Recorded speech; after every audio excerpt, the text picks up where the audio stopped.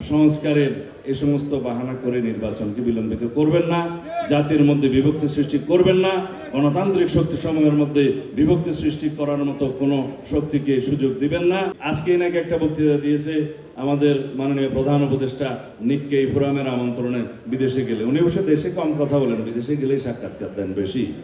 তো ওইখানে উনি বলেছেন যে মাত্র একটি দল ডিসেম্বরের মধ্যে নির্বাচন চেয়েছে।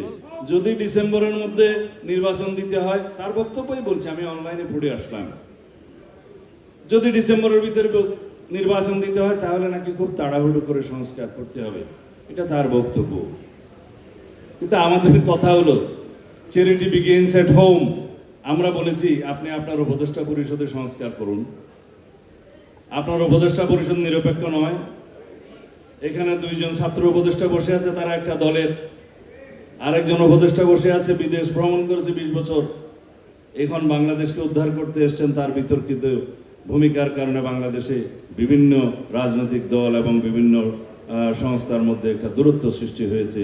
তিনি তার কি পরিকল্পনা নিয়ে এসছেন জানি না, আল্লাহ মালুম। আরো কয়েকজন ফেসিবাদের দোসর আপনার উপদেষ্টা মণ্ডলীর মধ্যে আছে। সংস্কার করুন, নাম বলতে চাই না, বিব্রত হবেন। আমরা তার কাছে এটা প্রকাশ করেছি, বলেছি যদি সরষার মধ্যে বোধ রেখে আপনি সংস্কার করেন, সংস্কার হবে না। আর সংস্কার এমন কোন সংস্কার নেই, সমস্ত সংস্কার যেগুলো এগ্রিড হবে, একটা ন্যাশনাল কনসেনসাস হবে, ব্রডার কনসেনসাস হবে, সেই সমস্ত সংস্কারগুলো 1 সপ্তাহ থেকে 1 মাসের ভিতরে বাস্তবায়ন করা সম্ভব। যদি আপনি না পারেন আমাদেরকে বলেন, আমরা করে দেব। শুধুমাত্র যে সমস্ত সাংবিধানিক সংস্কারের মধ্যে ঐক্যমত্য সৃষ্টি হবে, সেই সমস্ত সাংবিধানিক সংশোধনীগুলো নির্বাচিত সংসদের মধ্যেই করতে হবে। এটাই হলো আমাদের পরিষ্কার বক্তব্য। সুতরাং সংস্কার বলে যে আপনারা ফেনা তুলছেন মুখে, কয়টা সংস্কার করেছেন? কোন ডিপার্টমেন্টে, কোন আইনে যে সংস্কারগুলো আপনারা আনতে চান, যেগুলো নির্বাহী আদেশে সম্ভব, করে দেন। জুডিশিয়ারি সংস্কার তো প্রায় হয়ে গেছে, ঐক্যমত্য, অপেক্ষা করার তো কোনো দরকার নেই। জুডিশিয়ারি ভার্ডিক্টের মধ্য দিয়ে অনেক সংস্কার ইতিমধ্যে করে ফেলেছেন।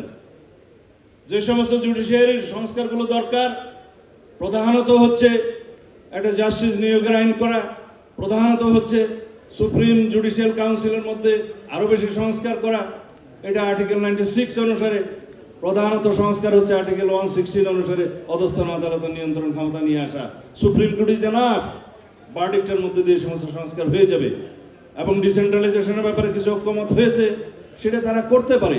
এমনকি আমাদের জন্য অপেক্ষা করারও দরকার হবে না। তারপরেও যেহেতু এগুলো আবার রেটিফিকেশন হবে নেক্সট পার্লামেন্টে, সেজন্য ঐক্যমতের ভিত্তিতে করা দরকার হয়ে গিয়েছে।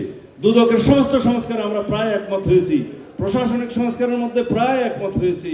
আমরা নির্বাচন সংস্কার কমিশনের 2-1টা ইউটোপিয়ান আইডিয়া বাদে প্রায় একমত হয়েছি। আমরা তারপরে বলি জুডিশিয়ারির কথা তো আগেই বললাম। সুতরাং বাকি থাকলো সংবিধান। সুতরাং মাননীয় প্রধান উপদেষ্টা সংস্কারের এই সমস্ত বাহানা করে নির্বাচনকে বিলম্বিত করবেন না, জাতির মধ্যে বিভক্তি সৃষ্টি করবেন না, গণতান্ত্রিক শক্তি সমূহের মধ্যে বিভক্তি সৃষ্টি করার মতো কোনো শক্তিকে সুযোগ দিবেন না। এবং দয়া করে আমাদের এখানে ফেসিবাদ বিরোধী যে জাতীয় ঐক্য আছে, সেই জাতীয় ঐক্যকে আমরা যাতে দৃঢ় করি, ইস্পাত কঠিন সংকল্প নিয়ে সেই জাতীয় ঐক্যকে ধরে রেখে আগামী দিনের বাংলাদেশে আমাদের এগিয়ে যেতে হবে।